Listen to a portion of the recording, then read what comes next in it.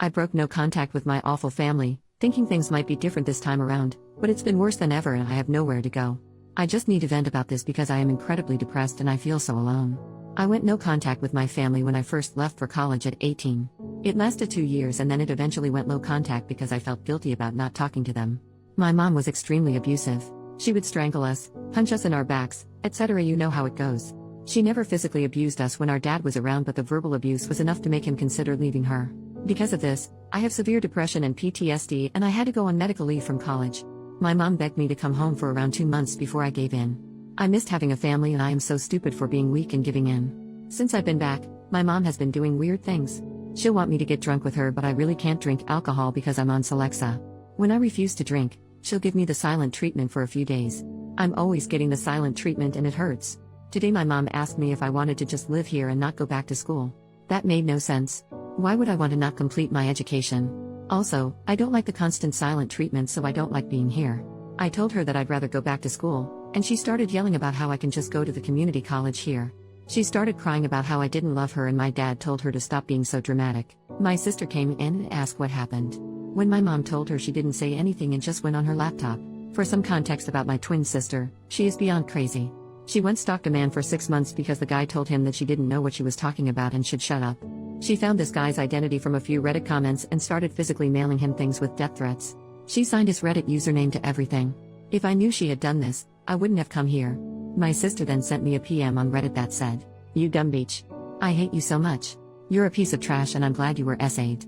No one loves you and no one ever will, and how effing dare you make my mom upset. She has been kind to you and all she wanted was for you to stay here. You're never going to be anything and I know you've been feeling suicidal, so why stop feeling that way and just go unalive yourself? No one will care. Your boyfriend broke up with you last year and I think that just goes to show that no one cares about you. I hope you get SA'd again, but I should stop talking before you call the cops on me like you used to do to mom when we were kids. There's so much I'd love to say to you, but I don't want you to go snitching and I don't want to be a bully." As soon as I saw that, I started crying and I told my dad. He said my sister was totally out of line, but he can't discipline her because if that's how she feels, she is entitled to feel that way. My mom came in and saw me crying and started laughing uncontrollably. I asked my sister why she would do something like this when I have only been nice to her. I sent her like $400 a month when I was in school because my parents are so poor. I deleted my account immediately and my sister said that she found my account because she snooped around on my laptop when I was out of the house. All my dad had to say about this is that it wasn't nice. I have no idea how to cope with this. My cousin said that I can move in with them next month when they get back in the country, but that's such a long time away. First update, 10 days later, my hands are shaking, but I am on the way to a domestic violence shelter. I am very afraid. The family who was going to take me in said that my mom asked them not to get involved and they don't want to make her mad. She didn't even have to know I was there. My entire family has known about the abuse and they tell me it's awful but have never done anything. Not a single thing. I look a mess because it all happened fast. An object was thrown at me and nasty things were said. My life was threatened. I didn't even have time to shower yet. I am at the emergency room getting my medicine. The shelter is paying for it. I'm afraid of getting judged because I actually rolled out of bed and look so awful. But I had to escape. The shelter only gives me 30 days, so at my job interview I think I'll be honest and tell them I really need the job because I'm in a shelter. It's at a cinema, so that would be nice. My friend and her parents live in my college town and said I could stay there. I just have to buy my ticket. Thanks for the encouragement and I hope things will be okay for me. Edit. My dad keeps sending me texts telling me to call him immediately. I am not going to do that.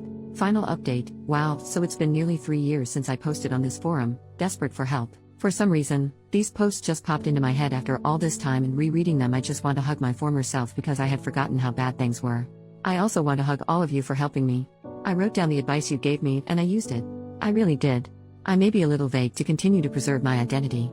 So here goes the last update to this saga.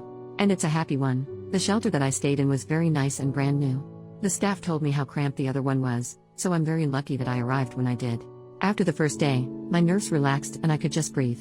There were about 7 other women there and we each had our room with a nice bathroom. I was the youngest there and the other women gave me advice about life and they even did my makeup for interviews. We each took turns cooking, per the rules, and we developed a nice bond. The staff was so amazing and they also talked to me about life. I felt so safe at this place because of the security. Oh, I almost forgot. A church group came to give quilts they had made for us and I still have mine. Sometimes I snuggle with it and think of how far I've come. I love that quilt and I wash it very carefully. We also had group and individual therapy which really helped. I know every shelter experience isn't like this, but please don't be afraid to just leave when things get bad. Family abuse counts as domestic violence. I was able to find a job that paid more than the movie theater offered, and I told them that I didn't plan on going back to school in the future. Yes, it was a lie, but there was no way I could afford rent by working at a movie theater. I decided to look for my own place instead of just staying with a friend that offered because I needed stability, and if things got bad, I didn't really have a support net and would have to start over. I had no reason to think things would go bad, but after leaving such a bad situation, I guess nothing felt secure for me anymore. I rented a room and my roommate was never home because he was a truck driver. I didn't feel very comfortable staying with an older man I didn't know, but I had very few options. He was very nice, and because our schedules never aligned, we left each other goodbye notes since we couldn't do it in person. I still have his note. I did go back to school the next semester when my medical leave was over, but not at my original school. I felt like I needed a fresh start, and my family knew about the old school anyway, so I applied to different schools. I got into a great school. I told my story, of everything I had survived, in the essay. When my sister told me that I wasn't going to be anything, she was wrong. And I think she knew she was wrong in her assessment of me. I graduated this year and I have stability that I've never known before. Although I'm a few years older than I wanted to be when I graduated, I realized that sort of thing doesn't even matter, and the medical leave was beneficial. I just got engaged to a lovely man with a lovely family. They always tell me they're my family, and I'm so close with my future mother-in-law. It still feels weird. I had food poisoning for the first time a few days ago, and my fiancé left the house at 2 a.m. to get Pedialyte just to make sure I was hydrated. And when I felt like I was never leaving the bathroom, he told me he was going to make lentil soup for me. I didn't have to ask or even say anything. When I was a kid and vomiting blood, my mom told me to go back to sleep. It feels nice to be treated this way, and sometimes I catch myself saying, "You don't have to," when he tries to do something nice to me. Anyway, he has 6 siblings and they're like the siblings I never had. I learned to value myself and put myself first. I wasn't loved as a child, and so I do things for myself that I didn't get. No one made me feel special, so I do it myself.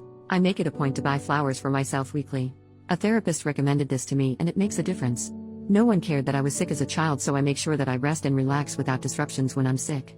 No one valued my personal time or space, so I have days where I don't even answer my phone and just spend time with myself. Things like that. Thanks again to everyone. When I made that last update, I was crying and I really didn't think I was going to be okay. I was headed to a shelter with a 30-day stay, and I thought there was no way anything beneficial could happen in 30 days. I was very depressed and hopeless, and I had no idea things would have gone in such a positive direction. I'm so beyond thankful.